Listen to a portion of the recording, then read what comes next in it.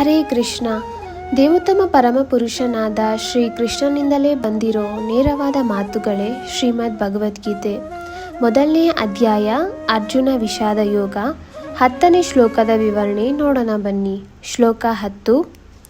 ಅಪರ್ಯಾಪ್ತಂ ತದಾಸ್ಮಾಕಂ ಬಲಂ ಭೀಷ್ಮಾಭಿರಕ್ತಿತಂ ಪರ್ಯಾಪ್ತಂ ತ್ವಿದಮೇತೇಷಾಂ ಬಲಂ ಭೀಮಾಭಿರಕ್ತಿತಂ. ನಮ್ಮ ಶಕ್ತಿಯು ಅಳತೆಯನ್ನು ಮೀರಿದ್ದು ಮತ್ತು ತಾತ ಭೀಷ್ಮರಿಂದ ನಮಗೆ ಪರಿಪೂರ್ಣ ರಕ್ಷಣೆ ಇದೆ. ಭೀಮನು ಎಚ್ಚರದಿಂದ ರಕ್ಷಿಸುತ್ತಿರುವ ಪಾಂಡವರ ಶಕ್ತಿಯಾದರೂ ಮಿತವಾದದ್ದು.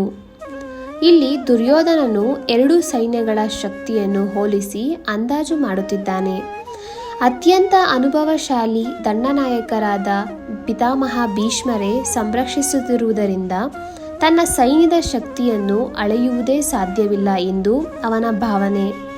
ಇದಕ್ಕೆ ಪ್ರತಿಯಾಗಿ ಪಾಂಡವರ ಸೇನೆಯನ್ನು ಸಂರಕ್ಷಿಸುತ್ತಿರುವವನು ಅಷ್ಟೊಂದು ಅನುಭವವಿಲ್ಲದ ಭೀಮ. ಭೀಷ್ಮರೊಂದಿಗೆ ಹೋಲಿಸಿದರೆ ಅವನು ತೃಣಕ್ಕೆ ಸಮಾನ. ಆದ್ದರಿಂದ ಆ ಸೇನೆಯ ಶಕ್ತಿಯು ಮಿತವಾದದ್ದು. ತನಗೆ ಸಾವು ಬರುವುದೇ ಆದರೆ ತನ್ನನ್ನು ಕೊಲ್ಲುವವನು ಭೀಮನೇ ಎಂದು ದುರ್ಯೋಧನನಿಗೆ ಚೆನ್ನಾಗಿ ತಿಳಿದಿತ್ತು. ಆದುದರಿಂದ ಅವನಿಗೆ ಭೀಮನೆಂದರೆ ಯಾವಾಗಲೂ ಅಸೂಯೆ.